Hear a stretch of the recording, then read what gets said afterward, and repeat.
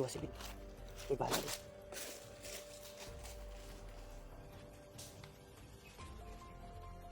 Kirik-kirik ka lagi. Kirik ka Bin. Relax na tayo Bin.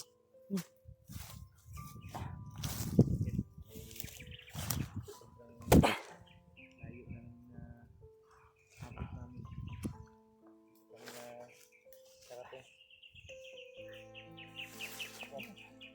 Kami nga pa may pagsunod namin sa bandido. May nakita talaga kaming ibang grupo ba. At nagsasabi din na yung mga kasamahan nila ay pina-deploy ni sino ba yun na commander? Hindi ko kasi na yung pangalan kasi sabi nila commander lang daw. May sasalubungin daw sila na bihag si Kilaw. Kilaw daw yung Brad? Commander Kilaw, dating commander yun. Kaya nagkuha kami ng impormasyon ni Marvin. Video ni yung iba ay pag alis nila, yung iba ang naiwan, yung iba ay pinaslang namin ni Marvin. Kaya hindi lang kami nakapag-video kanina dahil mamadali kami para hindi kami makita, sobrang dami kasi. Hirap na pag ma-corner kami dun. Kaya umiwas kami ng daan para makatakas sa mga nila tol, dahil sobrang dami nila. Dito kami nakarating at nag-send ako ng location kay Remark at nila EG. Sana makita nila at mabasa nila Brad. Sana nga, sama-sama na tayo. Delikado yan Brad ba? Hindi pagpangutot gabu, di panuhot na taan sa katugnaw sa magabi ba. Katugnaw ba?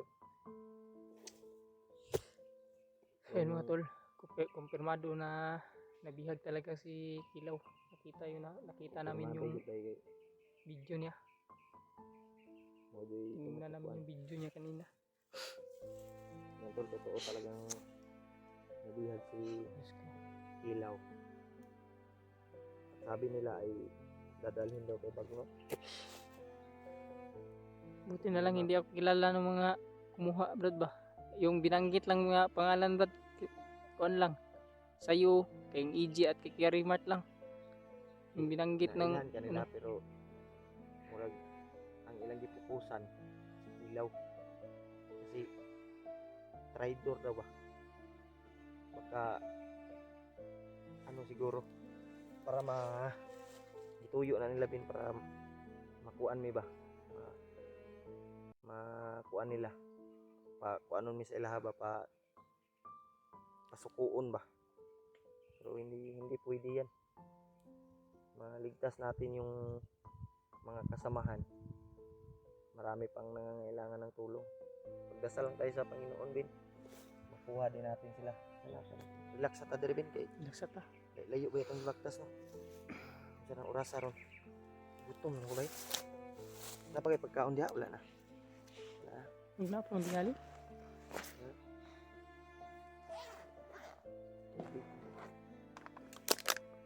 Pinagin tayo ng tubig. Tubig Bin. Tapos na ako kanina.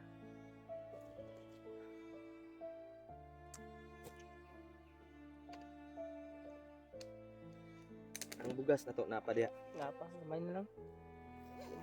Wala na lang po na itong iwason og luto. Saan tayo maabutan ng gabi. Budget-budgetan sa inatin eh. Ayun, budget-budget mo lang natin. Para tol matipid namin yung pagkain namin. Layo pa kasi yung... Buti na lang may mga makita tayong putas sa daan ba? Itong mangga, nagkaon ka to. Bunga ng mga hatid. Mabuting kuan manguna to dito sa bukid. Ang pagkaon ng gid load. Pagkain lang at yung load namin sa cellphone tol, yun lang yung importante. Kasi kung marami lang kaming pera, marami lang kaming pagkain, hindi lang kami hindi na kami pasmo-pasmo.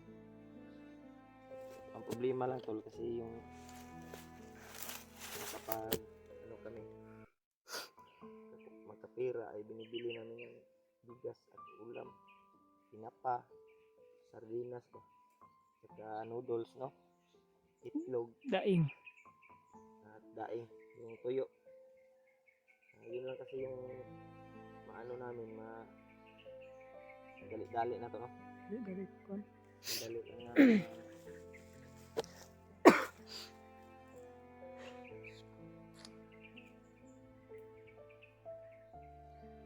Makontak natin ulit sila, ba? Yung area sobrang laki. Hirapan tayo. Tagal tayo Okay dito, lang Brad. sana kung malapit lang sila.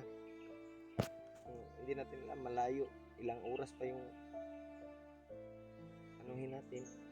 So, Lalakbayin. lakbayin bago magkita. Pagdating natin doon, Ang mga Brad. wala na sila, remark, no? Na pinipilit pa rin namin mahanap sila tol Ngayon, para hinahanap pa rin namin sila. magkasama kami. Nakaiduyan dalabin. Wala lang tuluyan, Brad. Ako na buslot ng putong duyan. Ambot lang, mampun ako nadalagot. Ginamit ko nga kabi. Yung kagabi, isa nga duyan dahon ako. lang dahon. Nagabok na. Yung isa na ako kaduyan ba? Bibili pa siguro ako pag nakababa tayo. Yung isang duyan ko wala. Nagabok. Tsaka power bank. Kasi nahihiya na ako sa'yo. Yung power bank ko, isa lang to kasi yung dati, yung nawala, yung nabago ba? Nandun yung mo. Nandun yung power bank ko na Sayang ba yun? Di ba yun yung bago? Yung tagal dala, malubat pa eh. yung dala mo ngayon, di ba yan yung Wala naman eh. karaan Gamay yung pag yun. kuwan? Dali ra malubat. Tinitipid ko lang yung battery tol. Kaya kami matagalan sa pag-upload para hindi kami malubatan ng cellphone. Dahil ilang araw kasi kami dito sa bundok. Para lang maka-survive yung mga cellphone namin. At lalong-lalo na yung importante yung load. Delikado ang load. Lalo na may kuwan, Brad. Yung busis. Busis sa umaga. Okay.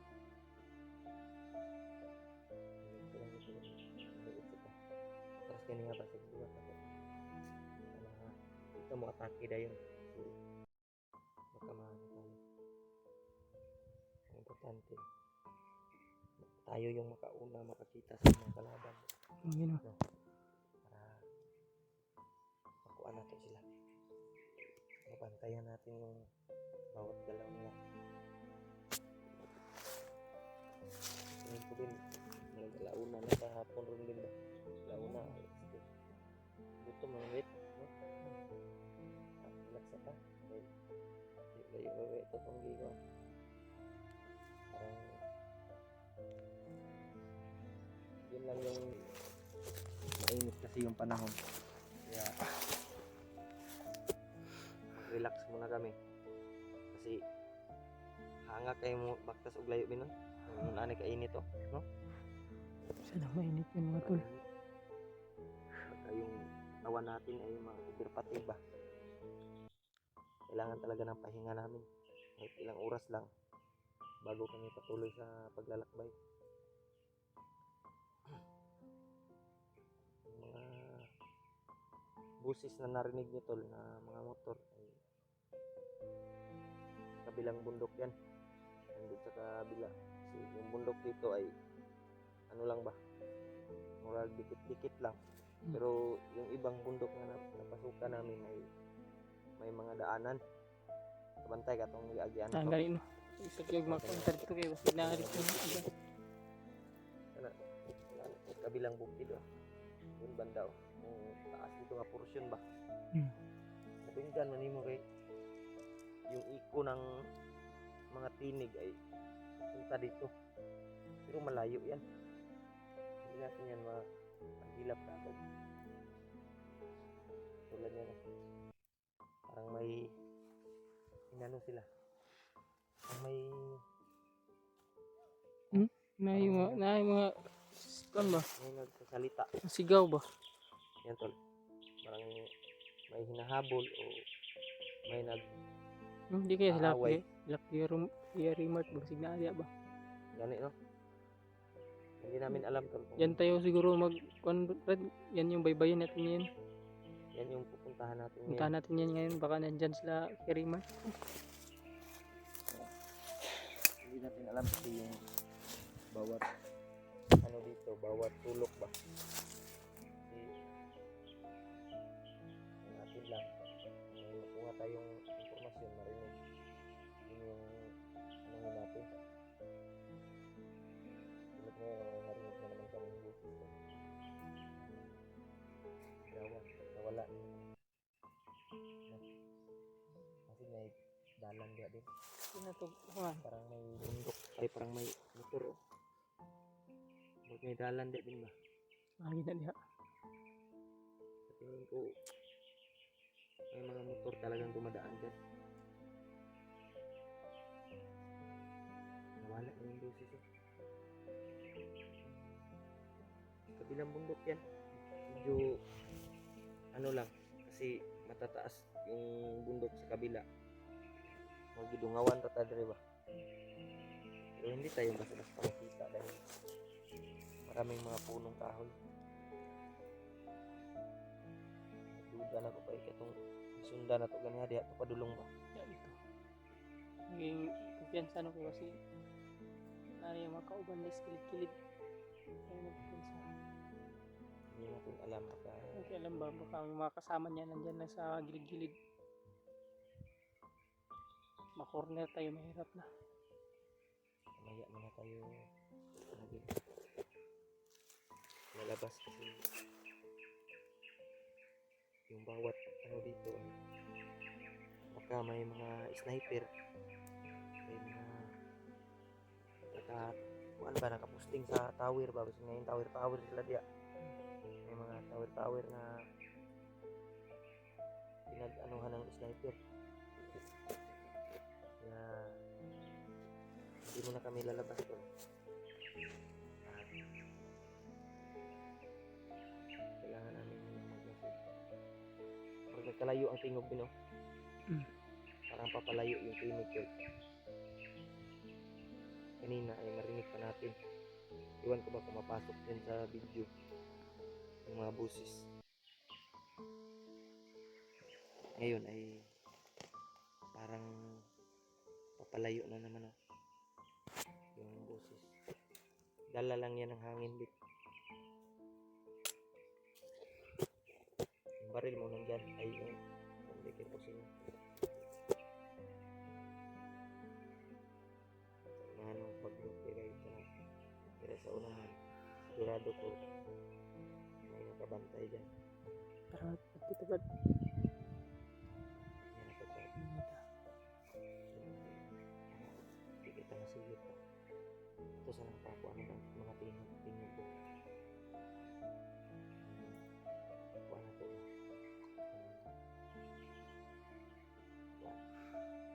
Totoo na.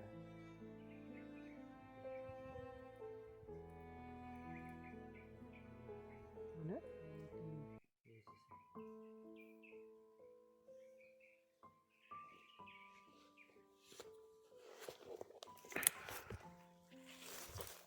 Biglang wala yung mga boses to na sa malayo. Hindi na rin alam kung nakalaban talaga. Samahan kaya natin yun din. Mga boses. Sana si Pierre Mart yun. O, hindi, kaya si Kilaw yun.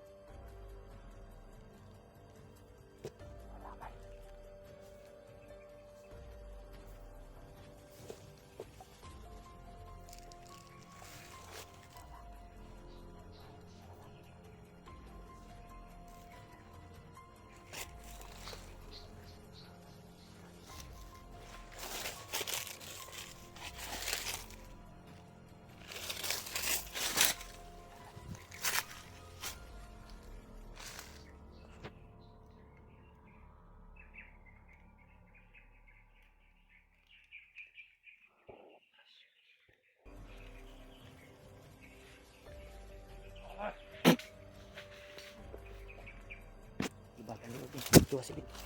Uy, bahala na.